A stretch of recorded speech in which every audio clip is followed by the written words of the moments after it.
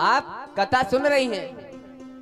आपने देखा होगा जब दादी माँ किसी नन्हे से बालक को कहानी सुनाती है ना, तो उससे बोल देते हैं कि लाला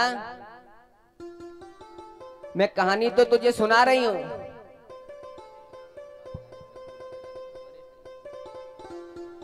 कहानी तो मैं सुना रही हूं, लेकिन बीच बीच में भूख करा देते रहना, जिससे मुझे पता लगे कि तू कहानी सुन रहा है। तीसरी बात में भगवान शंकर कहते हैं कि जब मैं कथा करता हूं तो सन्मुख होकर के सुननी चाहिए।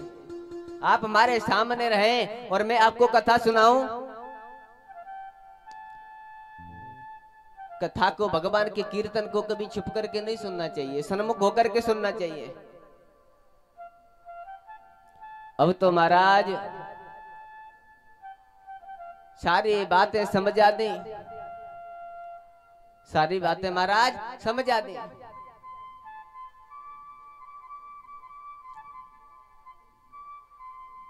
सारी बातें महाराज मैया पार्वती को समझा दें। भगवान ने जैसे ही कथा को शुभारंभ करते हैं, मैया पार्वती गदगद होने लग जाती हैं कि प्रभु आज तो हम तृप्त हो गए, बड़ा अच्छा लग रहा है आपके मुख से कथा सुनना।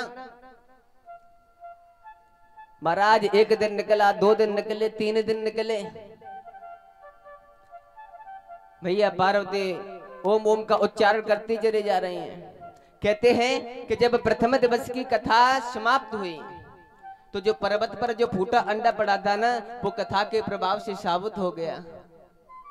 जैसी द्वितीय दिवस की कथा महाराज समाप्त हुई, उस अंडे में जीव का प्रादुर्भाव हो गया। तृतीय दिवस की कथा जैसे ही विराम लेती है महाराज, वो अंडा फूट जाता है, वो अंडा महाराज फूट जाता है। जैसे ही चतुर्थ दिवस की कथा शुभारंभ होती है, जैसे ही मेरे कन्हैया जी का जन्मोत्सव मनाया जाता है, जो उस पक्षिणी का महाराज सुस्ता वो भगवान की कथा को सुनकर धीरे धीरे मंच की ओर बढ़ना शुरू कर देता है, जहां पर भगवान शंकर कथा को सुना रहे थे। कथा के प्रभाव से महाराज चलना शुरू कर देता है। धीरे धीरे महाराज समय निकलता गया। जैसे ही पंचम दिवस की कथा आए तो मैया पार्वती को थकान होने लगी, लेकिन ओम ओम का उच्चारण करती जा रही हैं। षष्ठम दिवस में आकर मैया पार्वती महाराज थक गई, निद्रा देवी ने घेर लिया, नींद आने लगी। लेकिन जो सुक्के का जो बच्चा था वो महाराज जहां भगवान शंकर कथा सुना रहे थे वह पीछे आकर के बैठ जाता है, कथा का आनंद ले रहा है। जैसे ही देखा जब मैया पार्वती को थकान होने लगी, नींद आ गई, ओम ओम का उच्चारण बंद हो गया, तो जो सुग्गे का बच्चा था, जो शिशु था, वो ओम ओम का उच्चारण करने लगा कि अभी ओम का उच्चारण बंद हो जाएगा और भगवान शंकर कथा को बंद कर देंगे। महाराज ओम ओम का उच्चारण करने लग जाता है।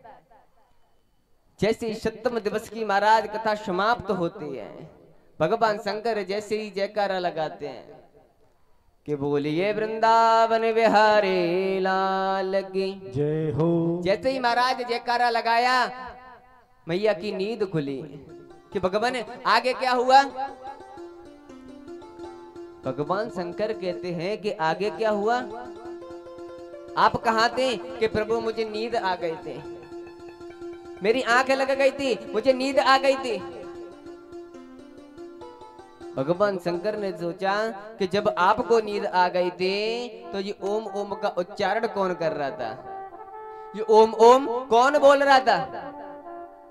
जैसे ही पीछे मुड़ करके देखा तो सुग्गे का बच्चा था। भगवान शंकर ने मन में विचार किया कि इसने कथा सुनी, अच्छी बात है, कथा सुनना बुरी बात नहीं है, लेकिन छुप करके सुनी, पीछे बैठ करके सुनी, ये कुछ समझ में नहीं आया। महाराज अपना त्रिशूल उठाते हैं और उस शिष्य को मारने के लिए दौड़ पड़ते हैं। वो आगे आगे उड़ता हुआ जाता है। भगवान शंकर अपना त्रिशूल लिए पीछे पीछे दौड़े चले जाते हैं। महाराज वो सुग्गे का बच्चा वेद व्यास जी की कुटिया पर पहुंच जाता है, जहां उनकी पत्नी रजस्वला धर्म से निवृत्त होकर अपने केश सुखा रही थी, बाल सुखा रही थी। विकटा देवी वहां पर अपने केश सुखा रही थी, बाल सुखा रही थी। उनको जोर से उबासी आती है, जैसे वो सुग्गे का बच्चा महाराज आत्म स्वरूप होकर उनके गर्भ में धारण कर जाता है। भगवान शंकर त्रिशूल लिए हुए हैं, दौड़े दौड़े वेद व्यास जी की कुटिया पर आए। वेद व्यास जी ने देखा भगवान शंकर को कि महाराज ये क्या हालत बना रखी है, पसीना निकल रहा है, क्या बात है, कैसे दौड़े चले आ रहे हो? भगवान शंकर कहते हैं भगवान आपके घर में हमारा चोर घुस आया है, आपके घर में हमारा चोर घुस आया है। वेद व्यास जी जोर जोर से मुस्कुराने लगे कि महाराज आपके घर में चोरी? विश्वास ही नहीं होता है कि चोर तुम्हारे घर चोरी करने जाएगा तो चुराएगा क्या? वेद व्यास जी कहते हैं कि आपकी जो सवारी है वो नंदी जी महाराज हैं, उन्हें कौन चुराएगा? आपके जो आभूषण हैं सोना चांदी, वो सर्प बिच्छू कांतर हैं, उन्हें कौन चुराएगा? भगवान शंकर कहते हैं कि हमारी अमर कथा को चुरा करके भागा है। वेद व्यास जी मुस्कुराते हैं कि भगवान आप तो सच में बोले हो, आप तो सच में बोले हो। जब आपके मुखार बिंद से उसने अमर कथा सुन ली, फिर भी आप त्रिशूल लेकर के दौड़ रहे हो उनके पीछे। आप महाराज सच में बोले हो, वापस चले जाओ। प्रेम से बोलना पड़ेगा राधे।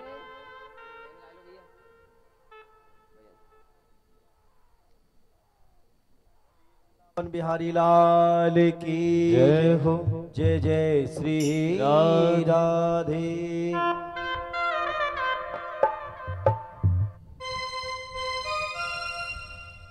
हो मुरली बजाने वाले,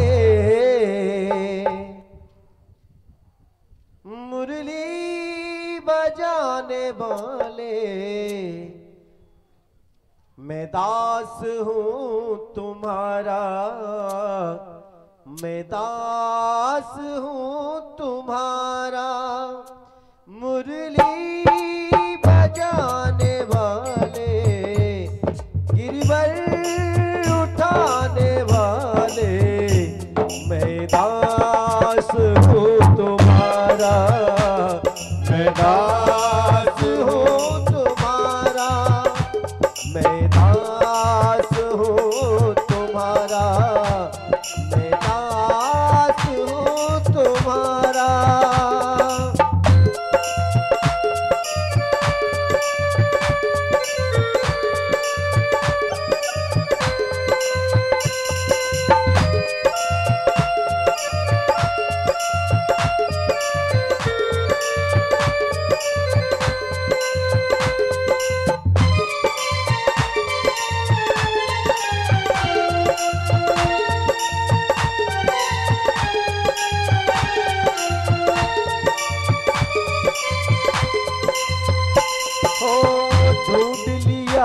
जग सारा मैंने दरस न तेरा पाया, ढूंढ लिया जग सारा मैंने दरस न तेरा पाया। जब मन को एकाग्र किया तो तू दिल बीच समाया, सर्वत्र रहने वाले बांके बिहारी प्यारे, मैं दास हूँ तुम्हारा, मैं दास हूँ तुम्हारा, मैं दास हूँ तुम्हारा, मैं दास हूँ तुम्हारा।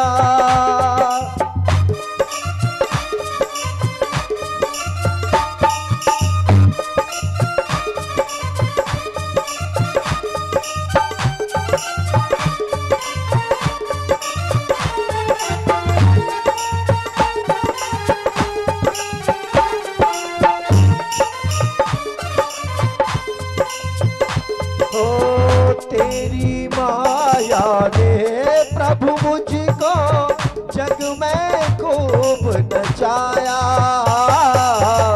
तेरी माया ने प्रभु मुझको जग में खूब नचाया। दीन बंधु भव तारण प्रभु जी नाम तुम्हारा गाया, हम पार करने वाले नादा रमन हमारे, मैं दास हूँ तुम्हारा, मैं दास हूँ तुम्हारा, मैं दास हूँ तुम्हारा, मैं दास हूँ तुम्हारा।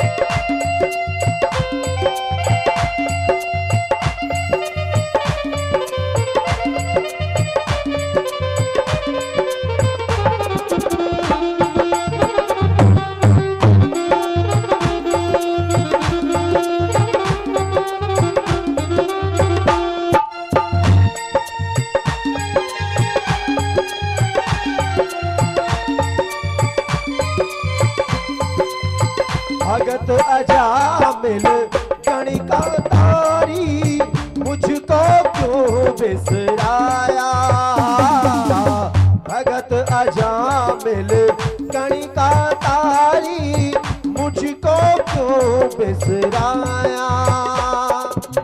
कृष्ण चंद्र सुन विनती हमारी द्वार तुम्हारे आया,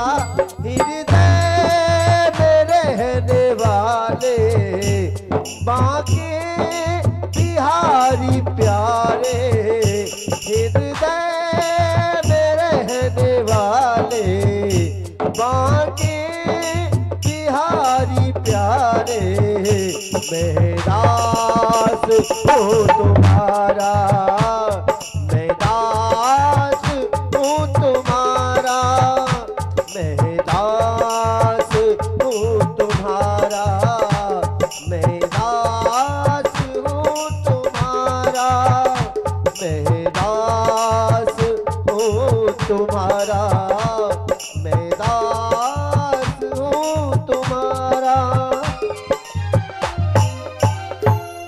बोले वृंदावन बिहारी लाल की।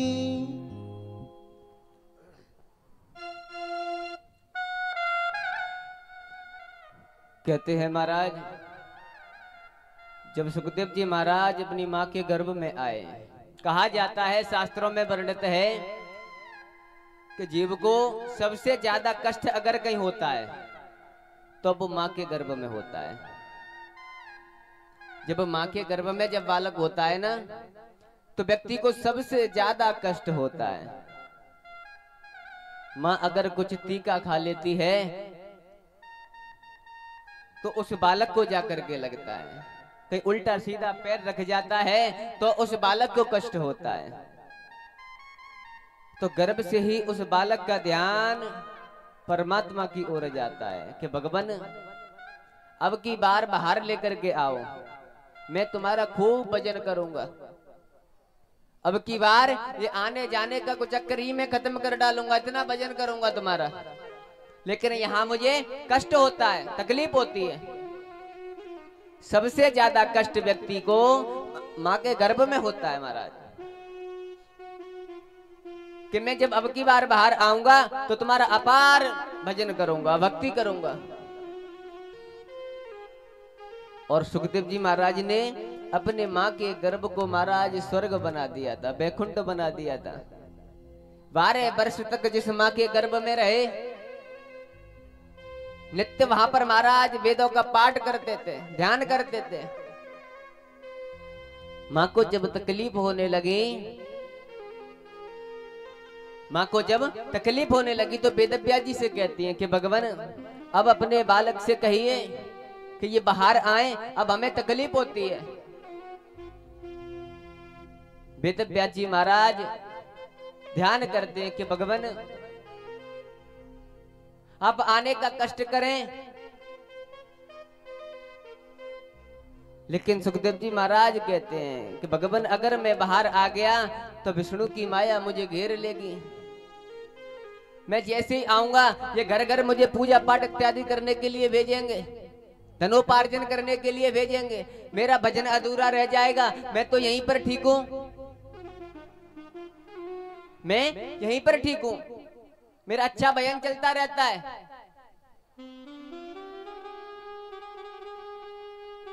मुझे बाहर नहीं आना, अगर मैं बाहर आ गया तो विष्णु की माया मुझे घेर लेगी, मैं माया के पीछे दौड़ लगाना शुरू कर दूंगा और आपका भजन अधूरा रह जाएगा।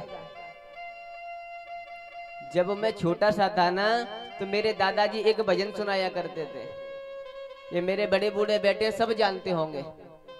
पहले एक भजन बहुत चलता था, मेरे दादाजी हमेशा मुझे सुनाया करते थे। जब मैं बगल में जाके बैठ जाया करता था तो वो हमेशा मुझे सुनाया करते थे, और शायद आप जानते भी होंगे। माया के चकिया चल रही है, कोई पिस मत जइयो भैया। माया के चकिया चल रही है, कोई पिस मत जइयो भैया। माया के चकिया चल रही है, कोई पिस मत जइयो भैया। माया की चकिया चल रही है, कोई पिस मत जइयो भैया। कोई पिस मत जइयो भैया, कोई पिस मत जइयो भैया। कोई पिस मत जइयो भैया, कोई पिस मत जइयो भैया। कोई पिस मत जइयो भैया, कोई पिस मत जइयो भैया। कोई पिस मत जइयो भैया, कोई पिस मत जइयो भैया। माया की चकिया चल रही है, कोई पिस मत जइयो भैया। माया की चकिया चल रही है, कोई पिस मत जइयो भैया।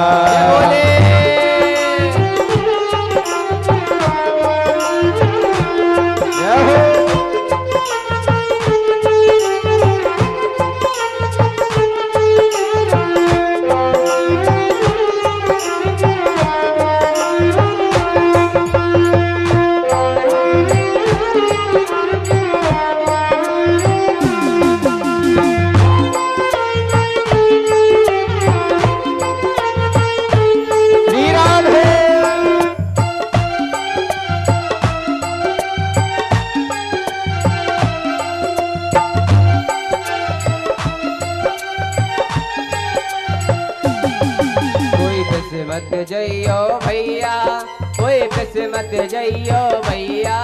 कोई पिस मत जइयो भैया, कोई पिस मत जइयो भैया।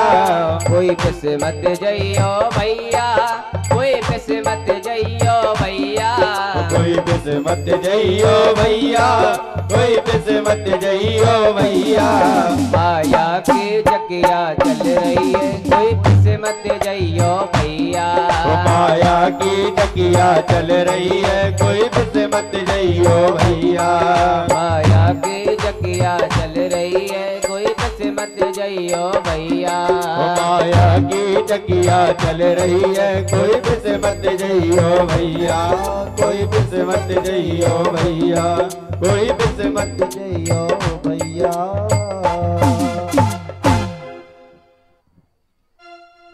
तो इसी बात को कहते हैं कि बाहर आऊंगा तो मुझे माया घेर लेगी।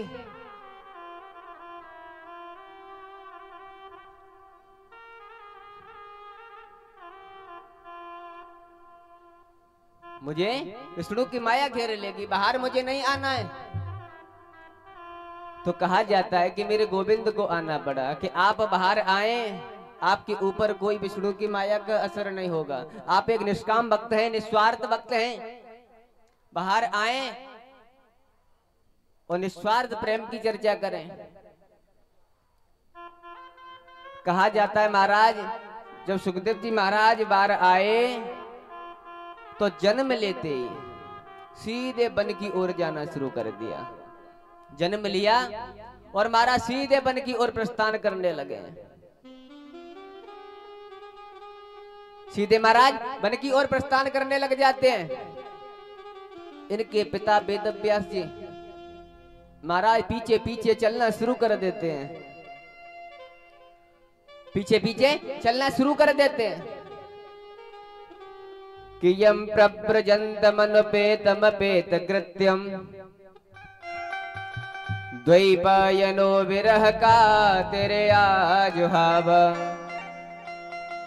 पुत्रेति तन्मयतया तरवो विनेदुस् तम सर्वभूत हृदयम मुनिमानतोस्मि।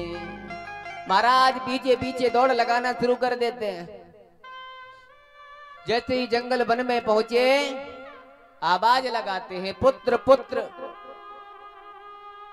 पीछे लौट के एक बार आओ, एक बार मेरी सुनो तो सही।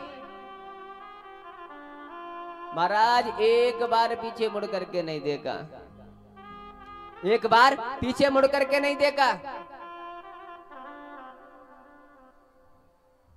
बार बार आवाज लगाने में लगे थे। जंगल में महाराज वृक्षों से आवाज आई, वृक्ष बोल पड़े। वेदव्यास जी से कहते हैं कि महाराज कहां चले जा रहे हो दौड़कर, और किसको बुला रहे हो? ये सब वहम है, ये सब मिथ्या है, कोई किसी का नहीं होता। ना जाने आप जिसको बुला रहे हैं वो आपके कितनी बार पिता बन चुका हो और आप उनके पुत्र। ये संसार है, ये सरकता रहता है। आप जितना किसी के प्रति अपना स्नेह दिखाओगे वो आपसे उतना ही दूर चलता चला जाएगा। ये दुनिया है ना, ये मतलब की है, स्वार्थ की है। आप कहां जा रहे हो? जैसे ही महाराज वेदव्यास जी की बात आई,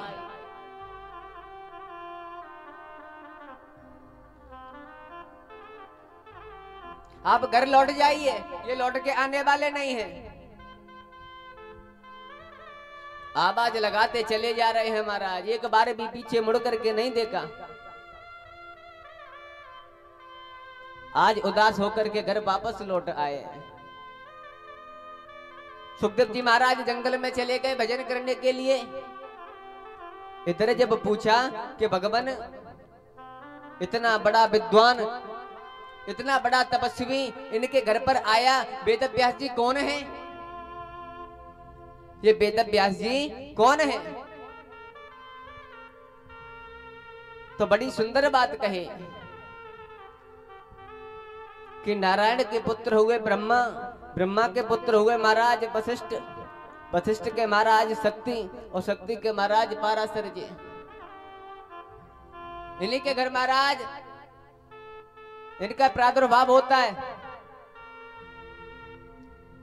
जब ये छोटे से थे ना वेदव्यास जी महाराज, तो समाधि लगा करके बैठ गए। चारों तरफ इनको गोविंद ही गोविंद नजर आने लगे।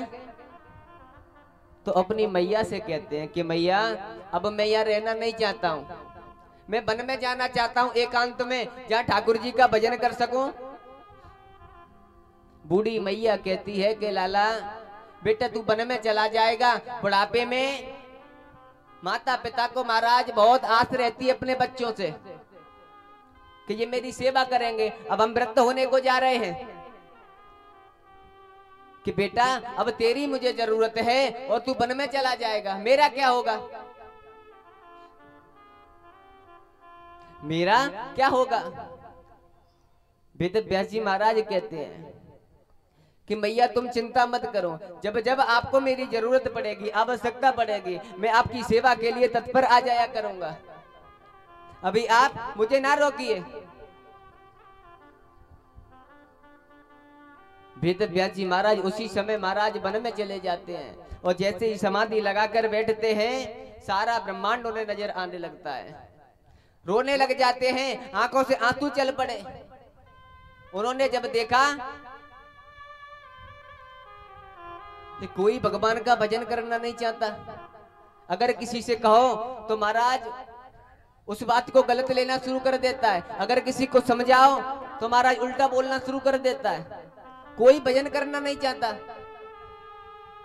जिसने 17 पुराणों की महाराज रचना कर दी हो, इतना बड़ा प्रचंड विद्वान आज रो रहा है, आंखों से आंसू चल रहे हैं कि मैंने कुछ नहीं किया, मैं जैसा आया था वैसे ही चला जाऊंगा, मेरा जीवन ऐसे ही चला गया।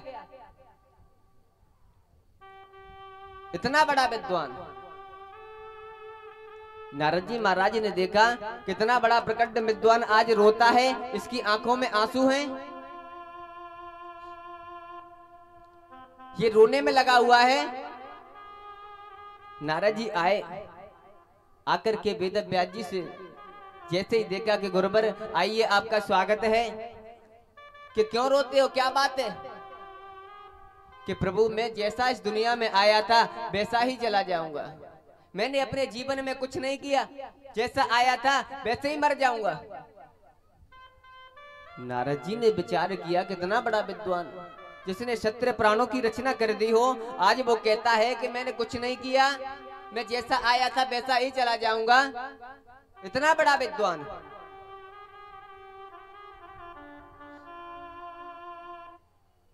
नारद जी ने पूछा वेद व्यास जी से कि बात क्या है, आप मुझे बताएं। वेद व्यास जी कहते हैं भगवान मैंने अभी देखा है, जैसे समाधि लगा करके देखा तो सभी लोग खाने पीने नाचने कूदने में लगे, एक दूसरे से लड़ने में लगे हैं, कोई भगवान का भजन करना नहीं चाहता, कोई भी ठाकुर जी से स्नेह करना नहीं चाहता है। तो नारद जी कहते हैं कि आप क्यों चिंता करते हो, आप जैसा विद्वान, आप जैसा समझदार व्यक्ति रोता है, माना कि आपका ज्ञान का भंडार है, लेकिन आपके ऊपर अभी संतों की कृपा नहीं है, आपके ऊपर अभी संतों की कृपा नहीं है। जिस दिन संतों की कृपा हो जाएगी आपका कल्याण हो जाएगा। नारद जी कहते हैं कि मेरे पिताश्री जो ब्रह्मा हैं उनके पास एक चतुर्श्लोकी भागवत है, आप जाएं उससे अध्ययन करें, उसको लेकर के आएं और संसार में प्रचार सार करें, उनका कल्याण हो जाएगा।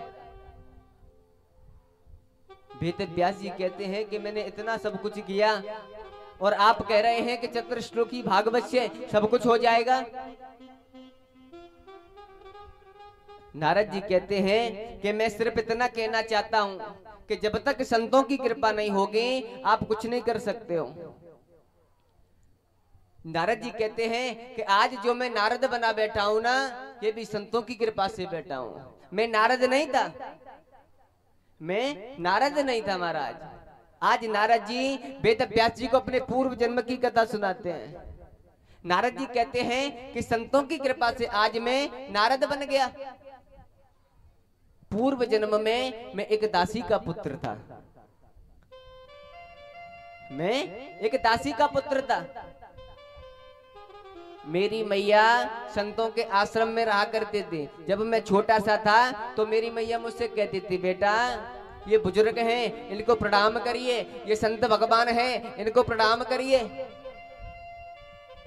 जहाँ कहीं भी संकीर्तन होता था मेरी मैया मुझे लेकर के जाते थे, जहाँ कहीं भी भगवान की कथाएं होती थी मेरी मैया मुझे लेकर के जाती थी, मेरी मैया मुझे लेकर के जाते थे। अब तो जहाँ 4 सत्संगी जुड़े मेरा मन उनके बीच में बैठने का करे।